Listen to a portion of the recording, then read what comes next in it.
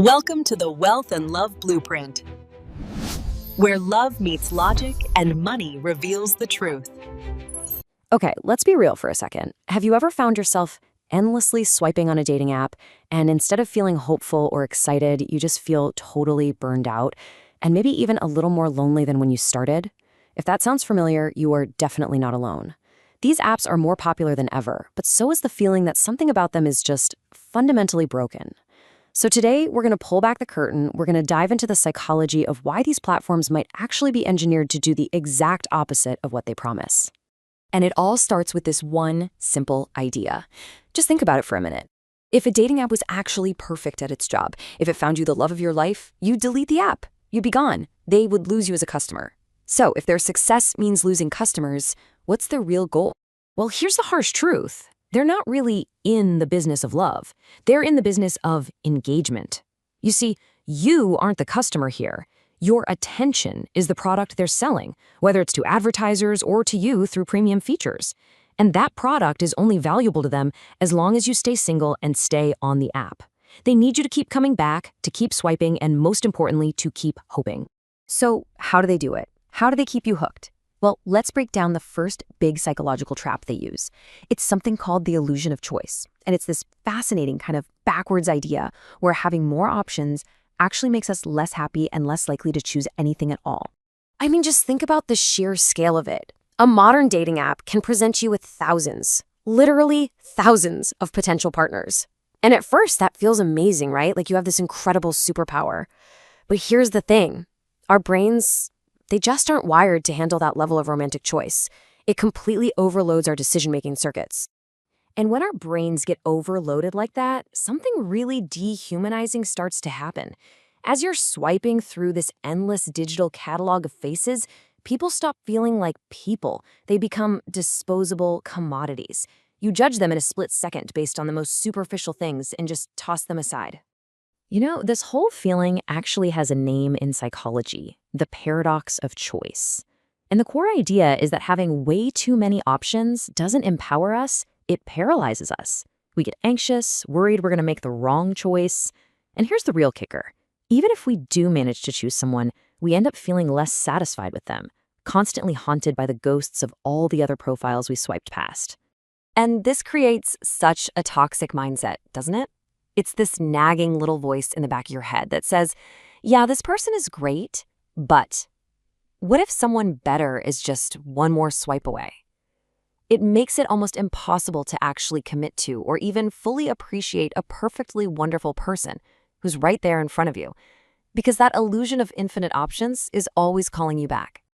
But, you know, it's not just about the overwhelming number of choices. It's about the very design of the app itself. It is engineered from the ground up to be addictive. So let's take a look at what's happening to your brain when you're swiping and why it feels so much like playing a slot machine. This comparison really lays it all out. Think about traditional dating. For all its problems, the goal is usually genuine connection. It takes patience and effort to build real intimacy. But dating apps, they're optimized for a completely different set of rewards. Instant gratification, unpredictable little prizes, and those quick hits of dopamine that keep you coming back for more. Now, the engine that drives this whole addiction machine is a powerful concept from behavioral psychology. It's called intermittent reinforcement. And all it means is that a reward, in this case, getting a match, is delivered unpredictably. You never, ever know which swipe is going to be the winner. This is the exact same psychological mechanism that makes slot machines and gambling so incredibly addictive. So let's just be really clear about this. When you're swiping, you're not really searching for a partner anymore. Psychologically, you are pulling the lever on a slot machine.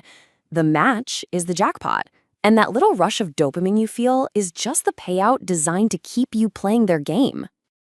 The apps are also masters at exploiting another one of our mental shortcuts, the scarcity principle. We're just hardwired as humans to value things that seem rare or hard to get.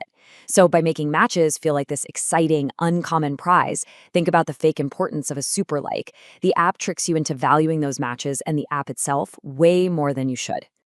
So how does all of this digital manipulation actually affect our real-life dating? Well, this app-based design spills over from our phones into the real world, and it creates what we can call the keeping options open trap. And this digital mindset, it just bleeds directly into how we act in the real world. It creates this whole culture of non-commitment. I mean, you see it all the time, right? People keeping their profiles active even when they're seriously dating someone. That constant, restless search for a better option. It all leads to this deep-seated fear of settling down, which stops us from ever truly giving our all to one person. And at the very heart of this fear is a really dangerous illusion. We've been sold this fantasy, this false promise that is so hard to let go of. And it makes real-world commitment feel terrifying, like you're closing a door forever. And that fantasy? It has a name. It's called the illusion of romanticism. It's this false and frankly toxic belief that a perfect, flawless soulmate not only exists, but that you can find them if you just search hard enough, if you just keep on swiping. The app sells you this impossible dream specifically to keep you on their platform forever. Okay, so we've laid out all the psychological traps in the games, and yeah, it can feel a little grim. But now let's shift gears and focus on the way out. Let's talk about finding a real connection in spite of all this. First, we have to acknowledge the fundamental human emotion that these apps are preying on. Look, the fear of being alone is a profound and powerful driver of so much of what we do. It's a huge part of human misery, and we use these apps because deep down we think they can cure that loneliness. But here's the ultimate tragic paradox of it all. The very tool that we're turning to in order to cure our loneliness is actually designed to keep us in it. The app isn't the cure.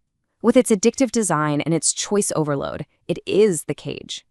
So what's the way out? Well, the solution isn't some new app. It's a completely new mindset. Number one, you have to consciously step away from the constant digital noise, away from the slot machine.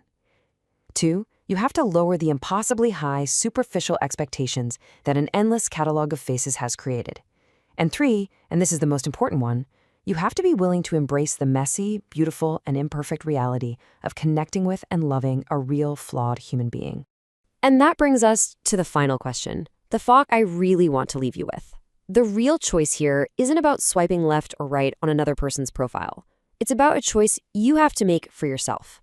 So, are you ready to trade that perfect, addictive illusion for a wonderfully imperfect reality? The answer to that question, well, it isn't in the app. It's in you. By aligning your heart and your finances, you unlock true growth. Subscribe to Wealth and Love Blueprint,